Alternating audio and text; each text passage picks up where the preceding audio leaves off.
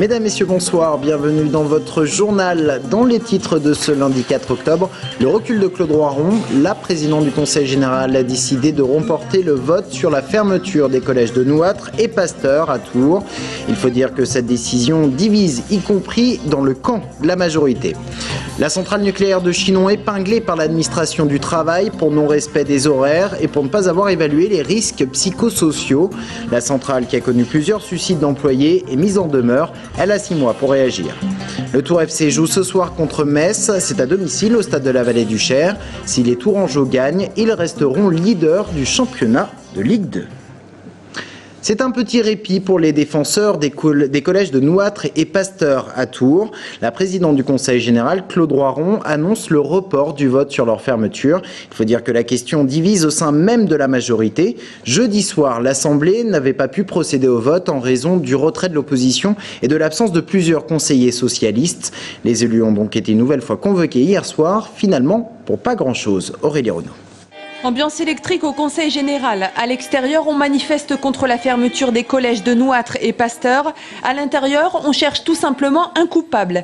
Qui a empêché le vote de ce dossier jeudi dernier et pourquoi la séance a-t-elle été interrompue? Pour faire la morale, il faut être irréprochable. Oui, la présidente du Conseil général met alors fin au règlement de compte. Pour elle, la fermeture de ces collèges est nécessaire, mais elle reporte de quelques semaines le bouclage de ce dossier. Je prendrai le temps de présenter l'ensemble des fermetures des établissements sur les 5-6 années à venir, couplé au plan pluriannuel d'investissement dans les collèges, de façon à ne pas donner uniquement l'idée que nous fermerions que des collèges. L'autre dossier épineux de ce dimanche devait être l'aéroport de Tours.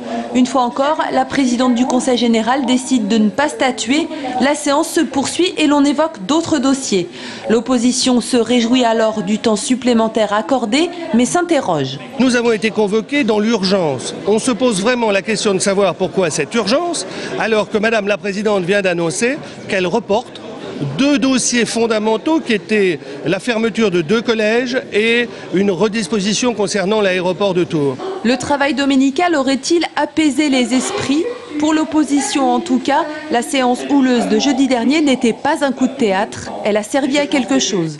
C'était pour amener à réfléchir l'ensemble de la majorité du Conseil général.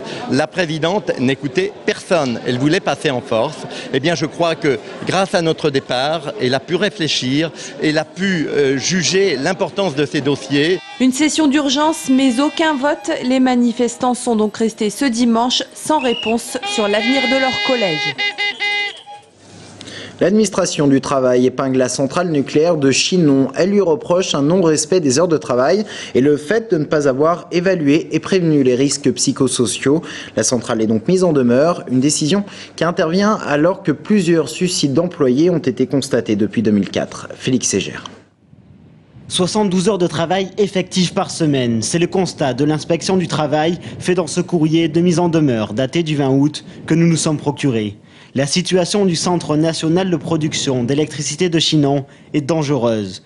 Un état d'urgence qui inquiète les syndicats. Depuis qu'on a commencé à avoir des suicides sur notre centrale, en août 2004, on alerte régulièrement la direction sur l'état de souffrance que rencontrent différentes couches de personnel. Ce sont les personnels du service structure d'arrêt qui ont alerté la médecine du travail. Ils s'occupent de la maintenance des réacteurs vétustes qui demandent de plus en plus d'entretien. L'an dernier, ils ont largement dépassé leurs 35 heures hebdomadaires. On a été en face d'une direction qui était dans le déni, qui refusait, coincée par des politiques nationales, de dire qu'effectivement il y avait des gros problèmes d'organisation du travail sur la centrale. Rappelé alors, la direction dispose de 6 mois pour régler la situation, mais elle assure que certains services ont déjà été mis en place car les résultats de l'inspection datent de 2009. J'ai annoncé moi au comité d'établissement que c'est des sujets sur lesquels je souhaitais travailler avec la médecine du travail et avec les partenaires sociaux, puisqu'il me paraît important là que tout le monde puisse maintenant se tourner, j'irai vers l'avenir pour regarder comment on peut, dans une relative sérénité, arriver à traiter ces questions qui sont des questions de fond, quoi. 90 emplois seraient créés en 2011 pour pallier aux 60 départs à la retraite prévus. Quant à l'évaluation des risques psychosociaux, elle devrait être faite d'ici la fin de l'année. Une prise de conscience contrainte mais nécessaire. Au-delà de la santé mentale, des risques cardiaques graves ont été décelés par la médecine du travail. Le drame a été évité ce matin sur le périphérique Tourangeau. Vers 10h30, un camion a traversé les voies de circulation à la hauteur de la sortie de Mont. Il s'est retrouvé en sens inverse. Le conducteur a été légèrement blessé, transporté à l'hôpital Trousseau. Une déviation a dû être mise en place dans le sens Tours-Chambray. Il a fallu notamment pomper le gasoil du poids lourd. Et puis, un nouveau radar fixe est entré en service en Indre-et-Loire. Il est installé sur la commune de La Guerche, sur la départementale 750. C'est dans le sud du département. Il flash au-dessus des 90 km/h dans le sens Descartes, Yzeure sur Creuse, ce qui porte à 15 le nombre de radars fixes en Indre-et-Loire. Le pari était risqué pour les syndicats, mobilisés autant un samedi contre la réforme des retraites qu'un jour de la semaine. Mais à Tours, la mobilisation a été moindre. On a compté de 9 000 à 15 000 manifestants contre 20 000 lors des 2 dernières journées d'action. Aurélie Renaud. Place de la Liberté à Tours ce samedi, il est 15h et c'est tout doucement que débute la manifestation. Dans les rangs, certains sortent banderoles et slogans pour la 3e fois en quelques semaines. Des manifestants assidus qui espèrent être rejoints par de nouveaux opposants au projet de réforme des retraites. J'espère que les gens ne vont pas passer trop de temps à table et puis qu'ils vont effectivement venir dans la rue.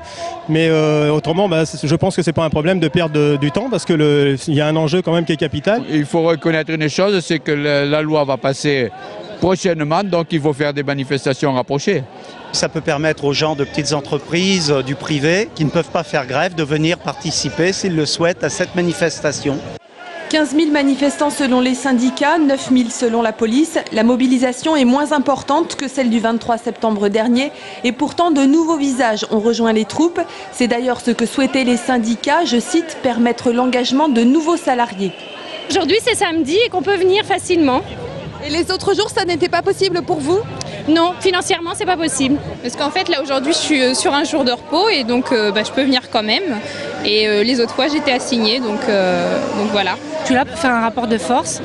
Et donc, j'ai emmené ma petite famille autour de moi pour leur faire voir que quand on n'est pas content, eh bien, c'est tous ensemble, c'est le peuple dans la rue. Moi, jeune, mes parents, en famille, on a passé le mot, donc on est tous là pour vraiment... dire qu'on n'est pas content du tout. La date de la prochaine journée de mobilisation est déjà fixée au 12 octobre, en semaine cette fois-ci. Défaite du Saint-Cyr-Touraine handball vendredi soir à domicile. Les Saint-Cyriens se sont inclinés face à Dijon 27-33. Après 3 journées de championnat en Division 1, ils sont à la 4e place du classement. On écoute l'entraîneur du SCT au micro de Sébastien Germain. Il revient sur cette rencontre. Il y en a un qui partait à l'abordage, il y avait une erreur individuelle, il y en a eu trop.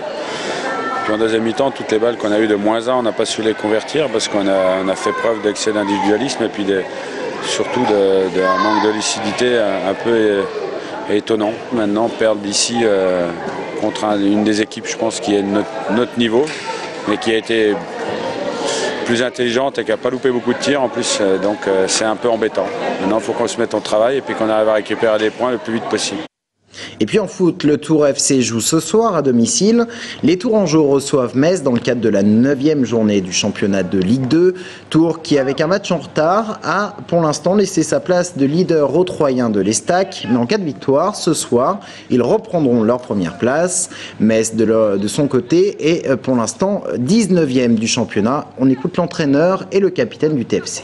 Penser qu'on va recevoir le 19e et penser que ça va être un match facile, ce serait vraiment commettre une erreur. Donc il faut absolument qu'on se méfie de cette équipe et qu'on prenne les choses en main et que l'on s'appuie sur nos propres qualités et pas tant sur la valeur de l'adversaire. C'est comme toutes les autres équipes, quand l'équipe est un petit peu dans le dur, c'est vrai qu'il faut encore plus forcer le destin, contrairement aux équipes où tout se passe bien.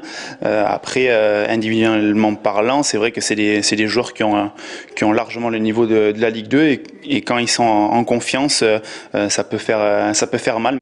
Des propos recueillis par Sébastien Germain. C'est une petite révolution dans le monde des sex shops tourangeaux. Une boutique de jeux et d'objets coquins vient d'ouvrir en plein centre-ville de Tours, rue du Change. Dans cette boutique, aucune atmosphère malsaine, pas de lino collant, mais du glamour et du chic. Les gérantes appellent ça d'ailleurs un love store, une façon très élégante de vendre le plaisir sexuel, mais qui peut quand même heurter la sensibilité des plus jeunes. Julien Gauthier est allé tester ce nouveau commerce.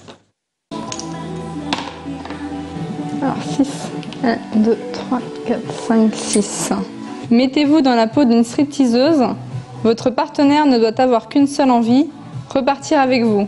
Vous l'aurez compris, dans cette nouvelle boutique du centre-ville de Tours, les jeux de société sont labellisés à partir de 18 ans.